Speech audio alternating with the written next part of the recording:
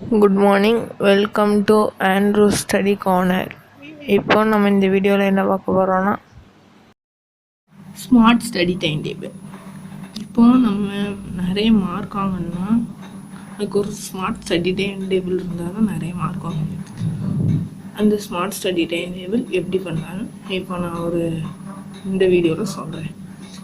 ஒரு 10 hours படிக்கிற மாதிரி இந்த ஸ்மார்ட் ஸ்டடி டைம் டேபிளில் பார்க்கலாம். அதில் 5:30க்கெலாம் எந்திரிச்சிருங்க. அப்போ தான் நீங்கள் 6 o'clock வரைக்கும் படிக்க ஆரம்பிக்க கரெக்டாக இருக்கும். ஒரு ஃப்ரெஷ்ஷப் ஆகிட்டு 6 o'clock படிக்க உட்காந்துங்க. அதுலேருந்து ஒரு 9 மணி வரைக்கும் படிங்க. அப்போ 3 hours படிச்சிடலாமா? அதுக்கப்புறம் நீங்கள் பிரேக்ஃபாஸ்ட் எடுத்துகிட்டு அதுக்கப்புறம் நீங்கள் ஒரு 10 o'clock படிக்க உட்காந்தோன்னா 1 o'clock வரைக்கும் படிக்கலாம். அப்போ ஒரு 3 hours படிச்சிடலாமா?